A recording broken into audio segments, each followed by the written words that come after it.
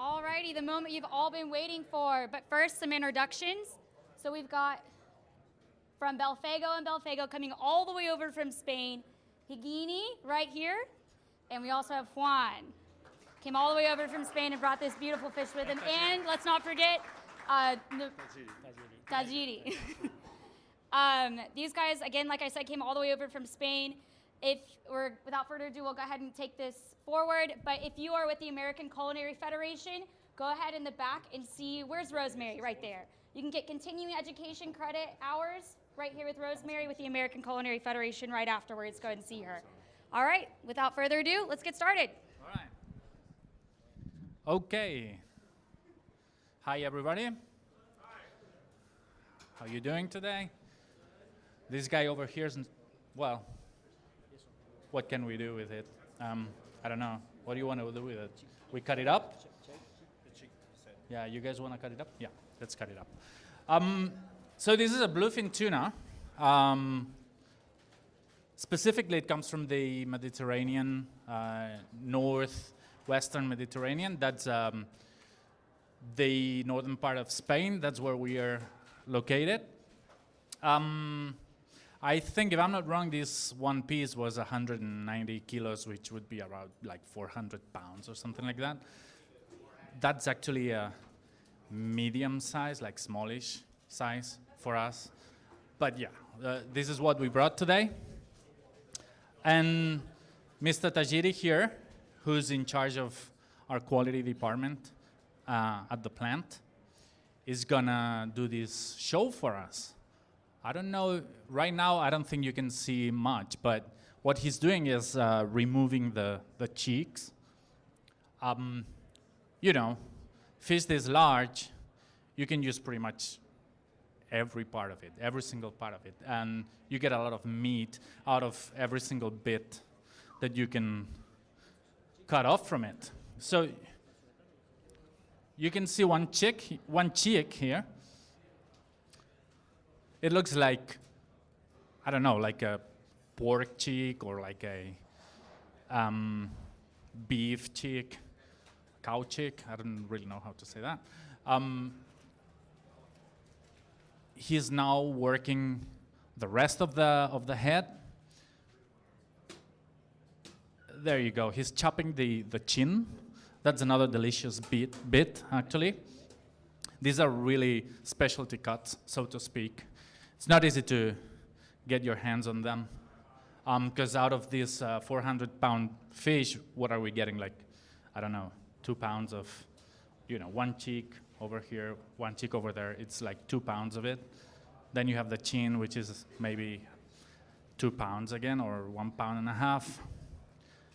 So most of what you get is this part where he's working right now, which is the loins. First thing you have to do is cut it up through the belly. Then you have to remove the rest of the head. You'll see it in a second. We're doing it old style today.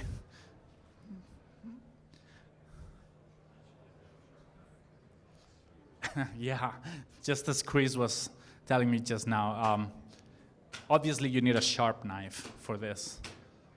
We usually don't chop through the animal, but those are the tools we have, so you have to adapt.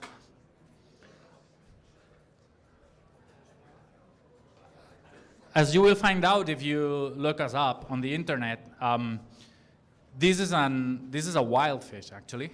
But what we do is we catch them in the Mediterranean Sea during catch season, which is only 1 month a year.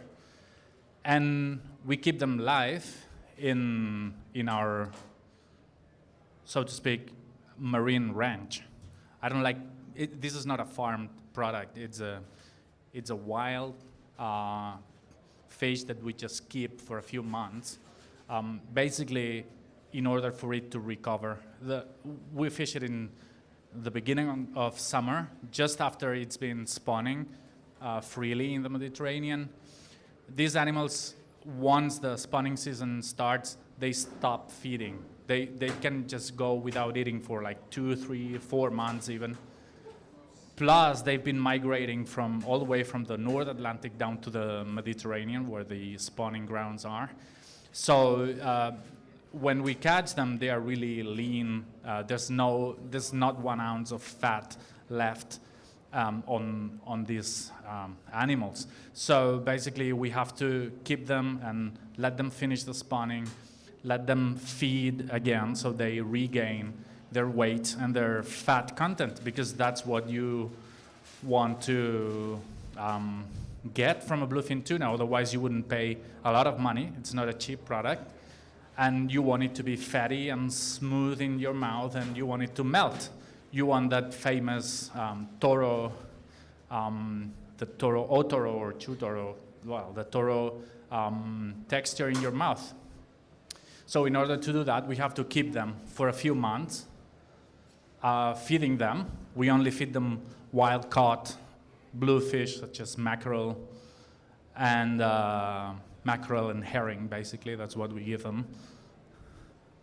Okay. He's been progressing as we were speaking.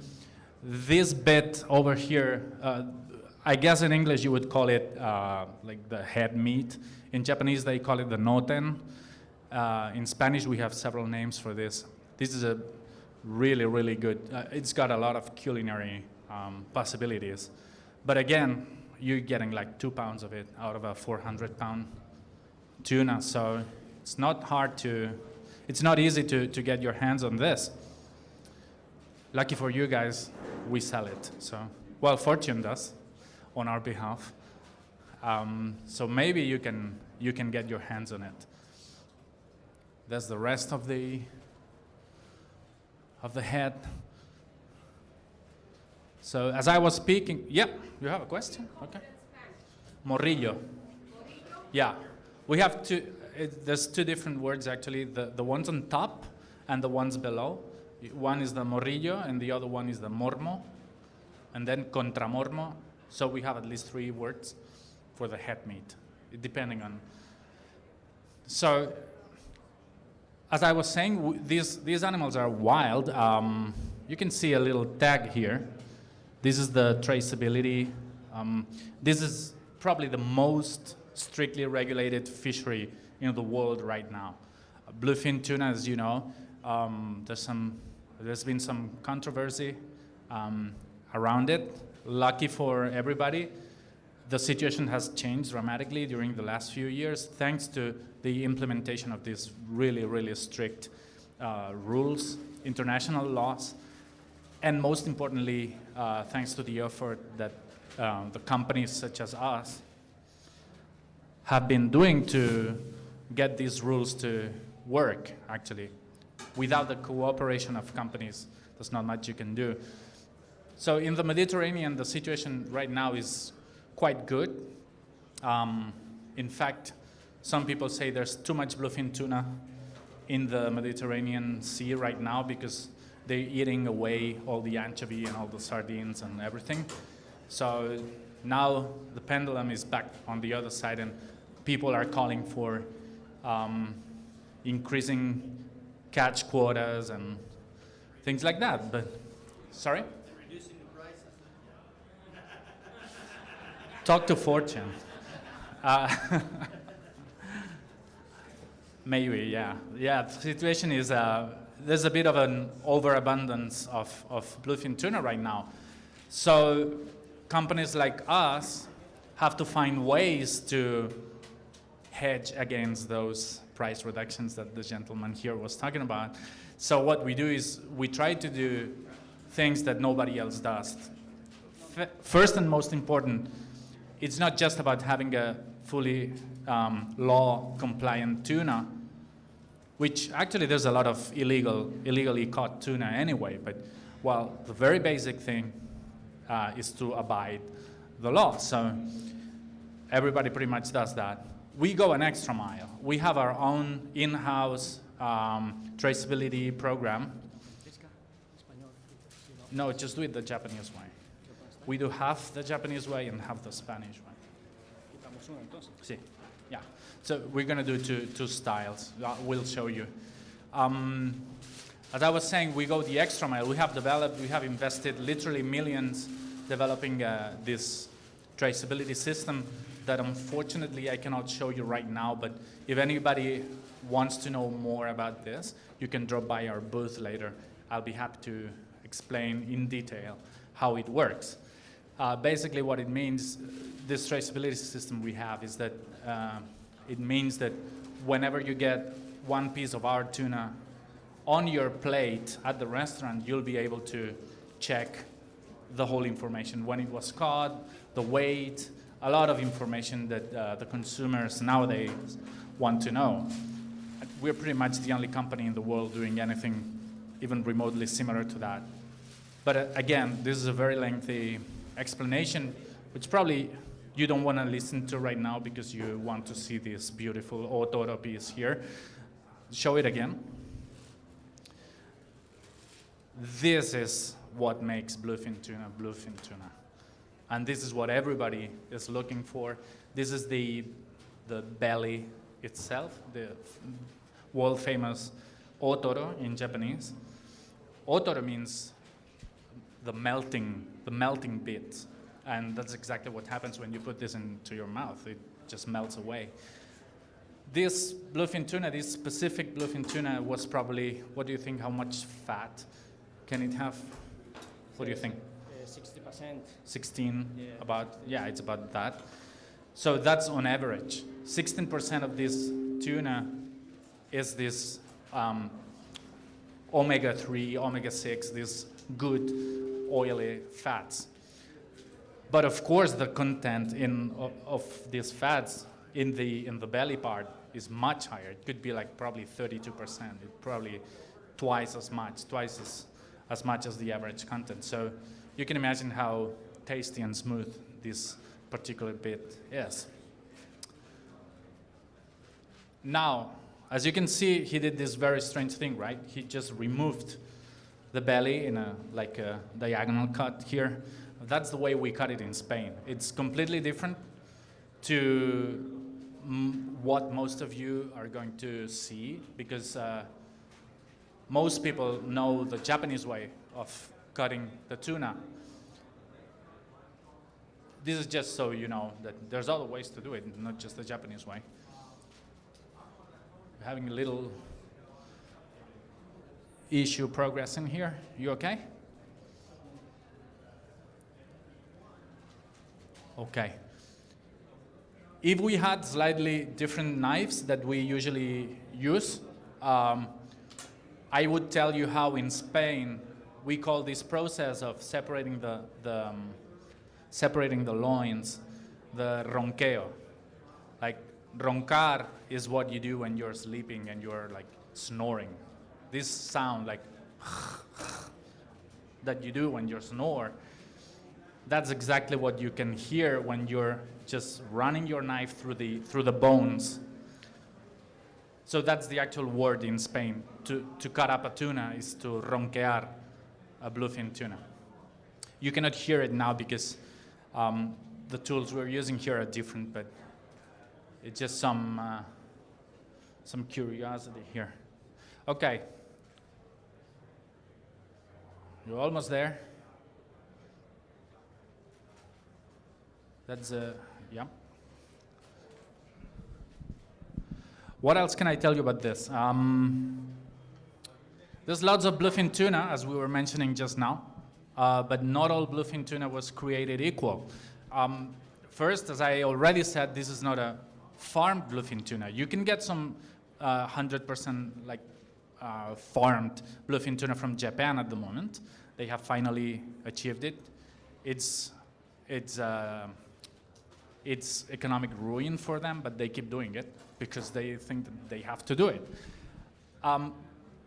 The big difference between any small-sized tuna that spends a lot of time in a pen and this one tuna, for example, is that this guy is probably 12 years old, maybe more, I don't know, at least 12, based on the weight. So you can imagine bluefin tuna in the Mediterranean, they reach sexual maturity around age 4.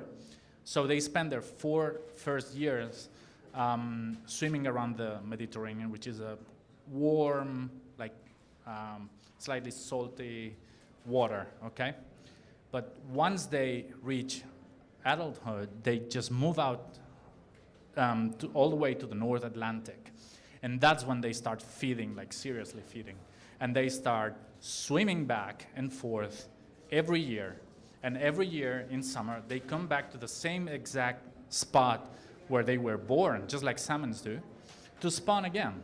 And some of these animals actually swim, let's say, all the way from Iceland, all the way down to Spain, or maybe all the way to Italy or Turkey even.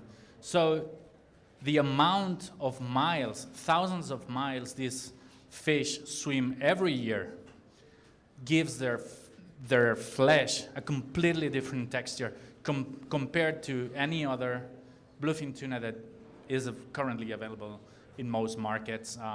Anything smaller than 200 pounds is a fish that hasn't been swimming anywhere, pretty much. I'm talking about bluefin tuna. There's other species which are smaller, which 200-pound yellowfin tuna it's a big fish, but not for bluefin. For example, our record fish was caught last December in our facility. We found a fish swimming in the pool, which was 1,400 pounds. That got shipped to Japan. They didn't pay much for it, unfortunately, but yeah, that's how big this fish actually get. So anything you can find which is smaller than 200 pounds hasn't probably been swimming around for too long. So the flavor profile, culinarily speaking, the flavor profile you're gonna get from that fish is, let's say, it's gonna have more fat, it's gonna be pinker, probably. The texture is gonna be soft because there's so much fat in it, but it's like an industrially reared chicken and like a free-range chicken. That's exactly the same difference. The muscle of the animal has not developed in a small fish yet. Whereas this beautiful beast over here, as you can see, remember that's just 1/4 of it. You can see all the colors of bluefin tuna in this one piece here. And when we cut it in half, you will even see more colors. Whereas other bluefin tuna available in the market, it's not going to give you that. It's either a uniform pink color where you cannot see much and you don't taste too many things. If you can cut this, we will show them, cut it like this, and we show them the different colors. Of course, you already saw the, let's say, the white meat, the otoro here. But the most interesting thing is that out of a back loin, this is a back loin, you can actually, oh no, sorry, this was the belly loin that we removed the belly from, but it's pretty much the same. You can see all the colors, as I was saying. This is the famous red meat, the akami portion of it.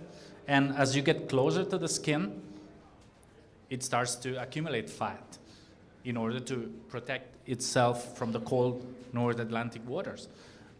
That's why it's got this, that's what you look for when you purchase a whole loin of bluefin tuna. This gives you so many different possibilities. I mean, you have the lean meat, you have the chutoro, this would be the chutoro meat, which are completely different. You know, any experienced chef will know that the things you can do with one part and the other part are completely different. Also, the things you can do with the tail portion and with the head portion are completely different. We tend to say that bluefin tuna is the pig of the sea. It's the pork of the sea. You can use absolutely everything. In fact, we even sell the eyes and the bone marrow. We sell pretty much everything of this animal. What they've been doing here, I don't know if you can see it, but what they've been doing is they are scraping, maybe, okay, I'll do it. They are scraping yeah, just grab some. This is the meat that is attached to the central bone. Don't worry, there's a lot of it. We'll circulate it. Here you go, ma'am. Yeah, please, if you could do that for me. This is what the Japanese call the nakaochi. Naka is the inside, and ochi is the bits that fall off. You really need to scrape it; it doesn't fall off. But it's a beautiful, beautiful, undervalued product.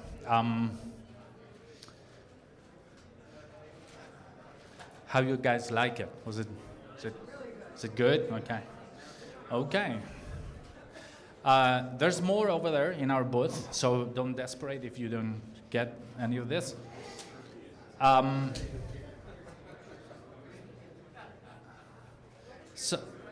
Sorry? I think it's like 309. Well, we are down there at the bottom. Yeah. Yeah, please do come by. I forgot to mention this part here. Can you show them? Can you show them the collarbone? This is also a very interesting portion. There's many markets in the world where they throw it away because they think it's just a bone. It's not a bone, it's the collarbone. Of course it's a bone, but it's got so much fatty meat attached to it, which is a delicious, delicious product. In Japan, they call it the kama. And actually, they call this part here kama toro. Again, it's the toro for otoro or chutoro. It's the same. You can stick that in the oven. You can do so many different things with it. It's just a matter of getting to know the product and how to handle it and how to get the most out of it. How you doing? You progressing here? Okay. It's yeah, it's complicated, right? We're doing our best here, but slowly but surely we are getting this thing apart. What else can I tell you about us? Well, Fortune has been introducing our product in this area here for a few months already. I think this is a very good chance for all of you to drop by, get to ask as many questions as you guys want to ask, get to try the product. If you don't get any of the nakaochi right here, again, there's a lot of free sushi over there. It's the same fish. Talking about the same fish, before I forget, how fresh do you think this fish is? I don't know, like what? Well, 2 days. I think this was fished. When did we fish this? Thursday? Jueves. Friday. Viernes? Yeah, so we fished this guy on Friday. There's a bit of a misunderstanding with fish this large. You don't want to eat a one-day-old tuna. There's no way you can chew on it. It's leather. You need to leave it, I don't know, for 2-3 days at least. And that's when it starts to, let's say, relax, although it's dead. But the meat starts to loosen up. And the umami, the famous umami, starts to develop. It's a complicated line between when it starts to get spoiled and when it's really mature, but we're professionals, so we think we have that part handled. And so we make sure that every tuna that we sell is mature, not old. It's a fine distinction, but that's one that we do. So yeah, this fish was harvested last Friday morning, Spanish time. That was Thursday, Chicago time. We brought it from the marine facility to our plant. It takes it's like a half an hour trip. It's logistic-wise, it's quite good. It flew from Barcelona probably all the way to, no, probably it went on a truck to Madrid, and then it flew from Madrid to Chicago, and it landed here, I guess, I don't know where Chris is, but it was probably here on Sunday, and it's been on ice, very well kept, in a fridge, in a refrigerated room, which is very important for bluefin tuna. You want it to be in a stable environment. It's not so much about getting it really cold, but really stable, basically. For those of you who are interested about buying the product as chefs, there's a lot of information that you need before you just jump onto it, especially if you're used to dealing with other types of tuna, like mahi tuna, which is basically big eye, or yellowfin tuna, which are completely different. They are related, but completely different fish, basically because they live in warm tropical waters. The fat content is very different, so the conservation of the product is completely different also. And I know that some people get frustrated because they have been buying yellowfin tuna for a long time, and all of a sudden they decide to start to buy bluefin tuna, and they get frustrated because they don't know what's happening. What's happening with my tuna? We have so many problems. The tuna is bad. Well, you need a lot of information before you start to work this product, and you need to work on a completely new mindset. Again, I wouldn't say it's an expensive product, because if you think about it, the yield of this loin is probably 95%. It's all meat. Well, once you remove the bloodline, and the yield is very good. And if you compare to other fish, where you get like 40% yield, like from a whole fish or a dressed fish, 45, 50%, 60% yield. If you do the math, bluefin tuna is not an expensive product. The problem with bluefin tuna is that, as I said, there's a lot of funny things going on in the market. So you need to trust your supplier. Lucky for all of us here, Fortune is they're serious people. They, we like dealing with them as producers and suppliers. And I guess because you're here, you also like dealing with them. So you need to find somebody you can trust. And don't worry so much about pricing and all that. There's so many other things that you should worry about before you worry about price, because again, if you do the math, bluefin tuna is not more expensive than many other fish. And what you can achieve with this fish in your kitchen, in your menus, I would say it's pretty unique. The possibilities that this product gives to any chef are almost infinite. So we have the different bits lined up here. We didn't talk about the tail. Well, so many things you can do with the tail. Actually, we are selling an osobuco right now in Spain. It's not available here yet, but you can totally visualize it here, I guess. I mean, we cut it like this, osobuco style. You stick that into the oven, like not too hot, for a longer time.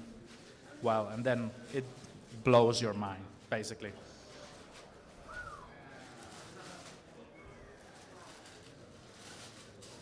Yeah, it's got 4 of those, so it's a lot of work, but it's totally worth it.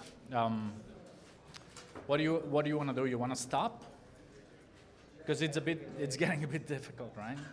Yeah, because Unfortunately, we have dull knives. That's our arch enemy. It's like Dr. No and James Bond. This is dull knife and Mr. Tajiri.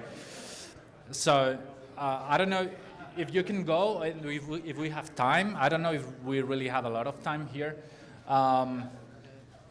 The fishes here, it's basically the same. We were just going to do a Japanese cut, which would be, maybe it would have been interesting, because I could talk to you guys about the famous #1 cut, #2 cut.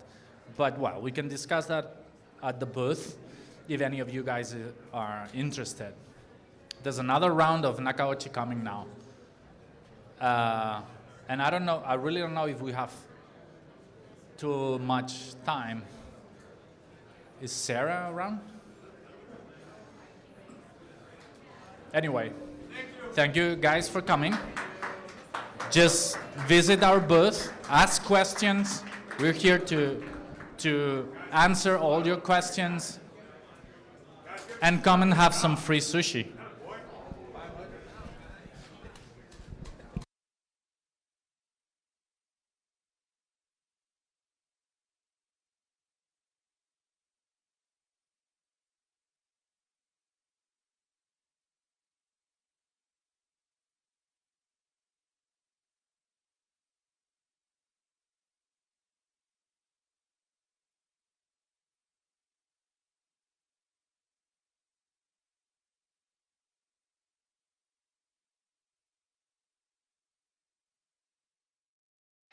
Thank you again to Belfago. Y'all go ahead and enjoy some amazing bluefin tuna. Again, if you are part of the American Culinary Federation, go and see Rosemary to get your continuing education credit. Rosemary, where are you? Go follow the voice. Follow the voice. Otherwise, if you happen to need to run to go somewhere else, go ahead and see Belfago at 319. They're located in the ballroom. And let's give a hand to these guys. Woo!